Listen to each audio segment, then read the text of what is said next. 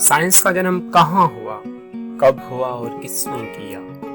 भैया, साइंस की सबसे बड़ी इजाद का मुअज्जिद कौन था? सबसे पहले आग किसने जलाई थी? हिंदसे किसने बनाए? सिफर, जमा, तफरीक, ज़रब और तकसीम की दरियाफ़त किसने की? तारीख दां का जन्म साइंसदां के बहुत बाद हुआ। ज़बान भी साइंस के बाद पैदा हुई, लेकिन साइंस के बेहतरीन दिमागों और इंसानियत के बेहतरीन मोहसिनों के नाम से वाकफियत आम नहीं। आज साइंसदान ने उतहा समंदर की जो शक्ल अख्तियार की है, उसमें हर मुल्क की हैसियत ज़माने के नदी नाले की सी है। मगर जब मरकज़ी लहर के मुंबई की तरफ बढ़ना शुरू करें तो यूनानी इल्म का सरचश्मा नुमाया नजर आता है। हिंदुस्तान में भी कई अरस्तू और अर्शीमेदिस पैदा हुए। अरब ने सुकरात के हम पल्ला फिलासफरों को जन्म दिया होगा। चीन और मिस्र की पुरानी तहजीबों के खंडरात भी इस जमाना की साइंस और साइंसदानों के कारनामों की मुंह बोलती तस्वीरें हैं। मगर जिस मगरबी साइंस का आज हम मुतालिया करते हैं, उसका बराह रास्त रिश्ता सिर्फ यूनान के अरस्तू से ही मिलता है। साइंस का वजूद अरस्तू से पहले भी किसी न किसी शक्ल में मौजूद था, मगर उसे तो हम परस्ती और मजहब से अलग एक बाकायदा इल्म का दर्जा हासिल न था। अरस्तू के बाद साइंस ने जो तरक्की की, उसकी राहों के कई संगमील उसी ने बनाए थे। अफलातून के शागिर्द और सिकंदर आदम के उस्ताद के तौर पर अरस्तू अपनी जिंदगी में ही यूनानी तहजीब के वसी दायरे में मुमताज तरीन आलिम शुमार होता था। उसकी पैदाइश हज़रत ईसा से 384 साल पहले मकदूनिया के एक शहर में हुई।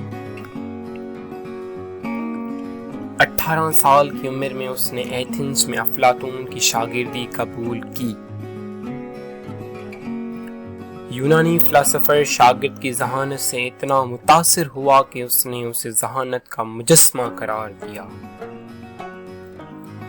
नौजवान तालिब इल्म ने अपनी सारी आबाई दौलत अपने वक्त का सबसे बड़ा कुतुब खाना बनाने पर खर्च कर दी थी, क्योंकि उस वक्त तक छापा खाना ईजाद नहीं हुआ था।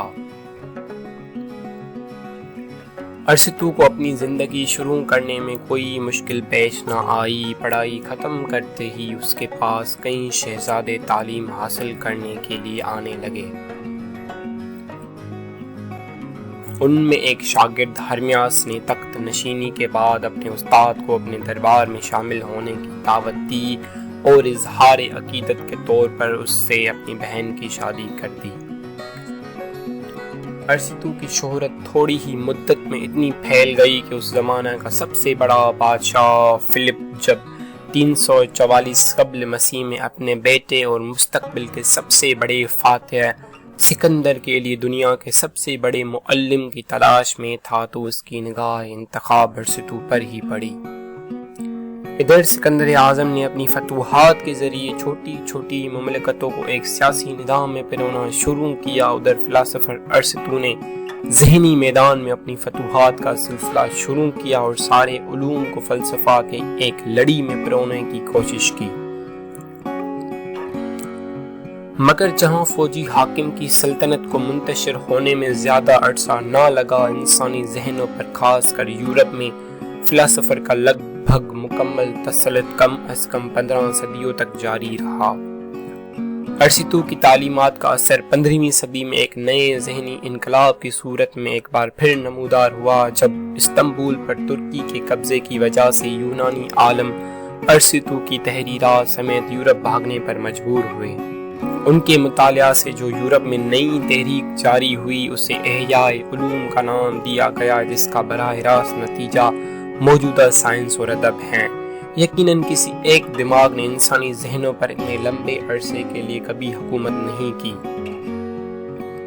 अरस्तू ने 53 साल की उम्र में अपना स्कूल शुरू किया, जिसके कवायद तलबा खुद बनाते थे। हर 10 दिन के बाद वो अपने निगरान का चुनाव करते थे। इस स्कूल में साइंस के दीगर मज़ामीन के अलावा नबातात और हैवानात के मुतालिया के खास इंतज़ामात थे। کہا جاتا ہے کہ ایشیا اور یونان میں تقریباً 1000 آدمی نباتات اور حیوانات کے نمونے جمع کرنے پر مأمور تھے۔ ارسطو کے کہنے پر ہی سکندر نے دریائے نیل کے سیلابوں کے وجوہ کی کھوج کرنے کے لیے ایک مہم بھیجی تھی۔ سائنسی تحقیق کے لیے اس سے پہلے اس پیمانہ پر انسانی اور مادی ذرائع کا کبھی استعمال نہیں ہوا۔ ارسطو سینکڑوں کتابوں کا مصنف تھا۔ ایک اندازے کے مطابق ان کی تعداد 400 اور دوسرے اندازے کے مطابق 1000 ہے۔ یہ سب کتابیں سائنس پر ہیں۔ اس نے ادب اور فلسفہ کے بیشتر مضامین پر بھی اپنا قلم چلایا تھا۔ ارسطو نے کوئی نمایاں نئی سائنسی ایجاد نہیں کی اور نہ ہی سائنس کی کوئی دیرپا قانون کی۔ یونان میں غلاموں کی سستی مزدوری دستیاب ہونے کی وجہ سے سائنسدانوں کو نئی مشینیں ایجاد کرنے کی ضرورت ہی محسوس نہیں ہوتی تھی۔ اس کے علاوہ تجربہ کے لیے آلہ جات کی عدم موجودگی میں سائنس کے جو قوانین ارسطو نے پیش کیے وہ سب کے تجربات اور تحقیقات کی روشنی میں کھرے ثابت نہیں ہوئے۔ مگر سائنس محض مشینوں کی ایجاد کا نام نہیں بلکہ سائنس سوچنے کا ایک طریقہ بھی ہے۔ اس لحاظ سے ارسطو کے عظیم سائنسداں ہونے میں کوئی شک نہیں رہتا، کیونکہ ارسطو نے منطق کی جس سائنس کو جنم دیا اس نے آنے والی نسلوں کے لیے سوچنے کے ضابطے اور ذہنی ڈسپلن کا ایک معیار پیش کیا۔ موجودہ سائنس کے بیشتر اصطلاحات وضع کرنے میں بھی اس کا سب سے بڑا ہاتھ ہے۔ اس کے علاوہ سائنس کے میدان میں باقاعدہ مشاہدہ اور تجربے کا رواج بھی ارسطو نے ہی ڈالا۔ حیوانات اور نباتات کی ان گنت قسموں کو اپنی تجربہ گاہ میں جمع کر کے ارسطو نے کچھ ایسے مشاہدے کیے جنہیں آج کی سائنس بھی درست مانتی ہے۔ چنانچہ اس نے بے جان چیزوں سے لے کر جاندار مخلوق کے مختلف اقسام کو ایک ہی سلسلے کی مختلف کڑیاں قرار دیا، جس کے مطابق بندر 4 پائے اور انسان کی ایک درمیانی کڑی ہے۔ یہی اصول 2000 سال بعد ڈارون کے مسئلہ ارتقاء کا بنیادی اصول بنا۔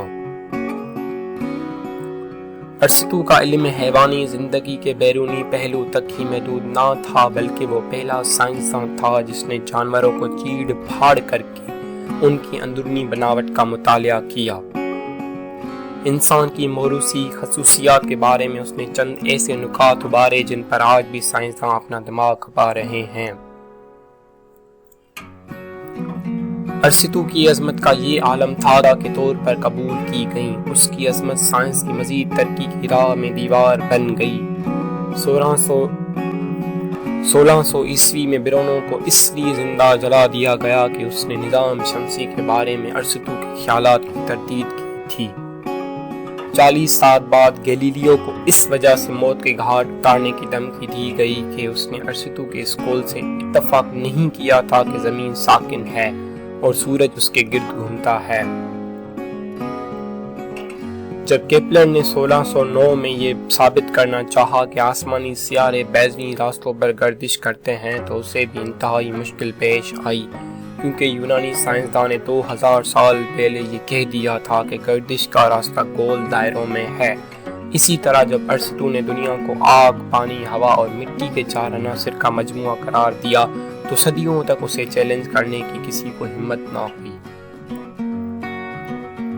سائنس پر ایک شخصیت کی اتنی مضبوط گرفت سے گھبرا کر 13ویں صدی کے سائنسدان راجر بیکر نے اعلان کیا، اگر میرا بس چلے تو میں ارسطو کی سب کتابیں جلا دوں۔ مگر ارسطو کی طے شدہ روایت کے خلاف آواز اٹھانے پر حاکمان وقت نے اسے 14 برس کی قید تنہائی دی، جہاں اس نے سسک کر جان دی۔